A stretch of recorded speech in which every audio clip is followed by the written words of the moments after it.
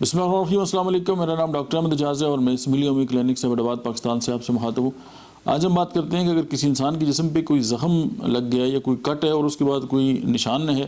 جو اسکار ٹیشوز ہیں اور اس کے بعد ایک گھمڑ بن گیا، یعنی کہ کٹ لگنے کے بعد. اور اکثر آپ نے یہ دیکھا ہوگا کہ کچھ لوگوں کو جو ہے وہ اسٹرکچر جو ہیں وہ ہو جاتے ہیں پیشاب کی نالی کے اندر، جو ہے وہ ایک فالتو گروتھ آ جاتی ہے جس کی وجہ سے ان کی نالی جو ہے وہ سکڑ جاتی ہے. تو اس سے یہ ہوتا ہے کہ وہ بار بار جو ہے ان کو پروسیجر جو ہے وہ کرانا پڑتا ہے اور پیشاب جو ہے وہ رک جاتا ہے. یہ بات کسی بھی جگہ پہ ہو سکتی ہے، یعنی کسی بھی جگہ پہ اگر کوئی پرانا زخم ہے اور اس زخم کے اوپر ایک نشان بن گیا ہے یا کوئی جگہ جو ہے وہ وہاں پہ کٹ لگے اور وہ جو اسکار ٹیشوز ہیں اور اس کے اوپر ایک ایکسٹرا فالتو گروتھ بن گئی ہے جس کی وجہ سے ڈسٹربنس ہو رہی ہے، تو آپ گریفائٹس جو ہے ہومیوپیتھی کی جو میڈیسن ہے وہ 1 میں اس کی 2-3 خوراکیں پیشنٹ کو دیں تو ان کا یہ مسئلہ جو ہے وہ کافی حد تک جو ہے وہ حل ہو جاتا ہے. Thank you.